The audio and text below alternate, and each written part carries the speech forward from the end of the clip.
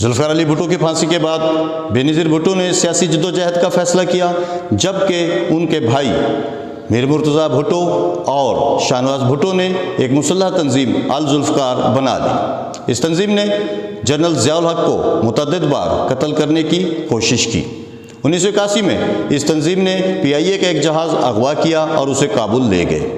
وہاں پر اغوا کاروں نے اپنے 55 سے زائد ساتھیوں کی رہائی کا مطالبہ کر دیا۔ مسافروں میں بزرگ، عورتیں، بچے اور جوان سب شامل تھے۔ ان مسافروں میں آرمی کا ایک میجر طارق بھی شامل تھے۔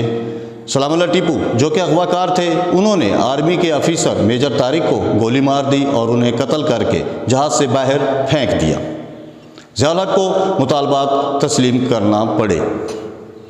کچھ ہی عرصہ کے بعد شاہنواز بھٹو فرانس کے ایک ہوٹل میں مردہ پائے گئے اور سلام اللہ ٹیپو جس نے میجر طارق کو قتل کیا تھا اسے کابل میں پھانسی دے دی گئی۔ میں ہوں ہاشم ابن علی، آپ دیکھ رہے ہیں میرا channel HHH health history by Hashim. اگر آپ نے میرا چینل سبسکرائب نہیں کیا تو سبسکرائب کیجئے اور بیل آئیکن ضرور کلک کیجئے۔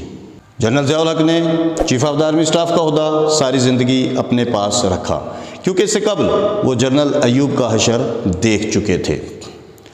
ضیاء الحق نے جب مارشل لا لگایا، آئین کو منسوخ کیا، تو 90 دن میں جمہوریت کو بحال کرنے اور شفاف الیکشن کرانے کا وعدہ کیا، لیکن یہ 90 دن کا وعدہ 11 سال اور 42 دن پر محیط تھا، اور وہ بھی اس صورت میں جب ضیاء الحق ایک طیارہ حادثہ میں جاں بحق ہو گئے۔ ذوالفقار علی بھٹو کی پھانسی کے بعد پیپلز پارٹی کے کارکنوں، جیالوں کی پکڑ دھکڑ کا سلسلہ عروج پر تھا۔ ان کارکنوں کو گرفتار کیا جاتا تھا اور اس کے بعد عدالتوں کے ذریعے کوڑوں کی سزائیں سنائی جاتی تھیں، اور یہ کوڑے سر عام لگائے جاتے تھے۔ قذافی اسٹیڈیم میں ایک کنونشن سے جب نصرت بھٹو خطاب کرنے کے لیے آئیں تو ان پر تشدد کیا گیا اور ان کے سر پر شدید چوٹ آئی۔ سر گنگا رام ہسپتال میں ٹیلی فون کر کے ان کے علاج کو روک دیا گیا۔ یہ وہی چوٹ تھی جس کی وجہ سے محترمہ نصرت بھٹو زندگی کے آخری ایام میں اپنی یادداشت کھو بیٹھی تھیں۔ 1984 میں محترمہ بے نظیر بھٹو کو جلا وطن کر دیا گیا۔ صحافت بھی شدید متاثر تھی۔ مساوات اور صداقت اخبار بند کر دیے گئے۔ حبیب جالب جنہوں نے ضیاء الحق کے خلاف نظمیں لکھی تھیں، ان کو بھی زد و کوب کیا گیا۔ جرائم کو کنٹرول کرنے کے لیے ضیاء الحق نے سرعام پھانسیوں کا سلسلہ شروع کیا۔ لاہور کے ایک تاجر احمد داؤد کے اکلوتے بیٹے اعجاز عرف پپو کو زیادتی کے بعد قتل کر دیا گیا۔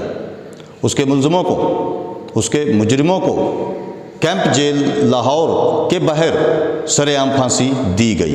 لاتعداد لوگوں نے دیکھا۔ ساہیوال میں 13 سالہ اندھی بچی کے ساتھ زیادتی کی گئی۔ اس کے ملزموں کو بھی اگرچہ پھانسی کی سزا تو نہ سنائی جا سکی، لیکن کوڑوں کی سزا دی گئی۔ بعد میں اگرچہ عاصمہ جہانگیر نے ان کا کیس لڑا اور ملزموں کو بچا لیا۔ جب سندھ سے GM سید نے ضیاء الحق کو جواب دے دیا اور ان کی مخالفت شروع کر دی، تب ضیاء الحق نے ان کے مقابلے میں MQM کی بنیاد رکھوا دی، جو کہ ایک مضبوط سیاسی دھڑا کے طور پر سامنے آیا۔ جہاں پر ضیاء الحق کے مخالف تھے، وہاں پر ظہور الہی جیسے سیاستدان اور نواز شریف جیسے انویسٹر بھی سامنے آ گئے۔ جنرل ضیاء الحق کے دور میں زرعی ترقی کے لیے زرعی ریفارمز متعارف کرائی گئیں۔ معاشی ترقی کے لیے پرائیویٹ سیکٹر کی حوصلہ افزائی کی گئی۔ ڈیمز اور ہائی ویز تعمیر کیے گئے۔ اسلامی جمہوریہ پاکستان میں اسلامک بینکنگ کا آغاز کیا گیا۔ مدارس قائم کیے گئے۔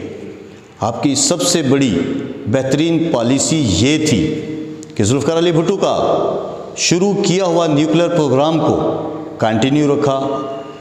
اس کے لیے ضیاء الحق نے امریکہ میں لابنگ کر کے امریکہ کو راضی کیا عائد پابندیاں ختم کروائیں اور اس چیز پر بھی امریکہ کو مجبور کیا کہ وہ پاکستان کے نیوکلیر پروگرام پر تنقید کی بجائے نظر انداز کرتا رہے۔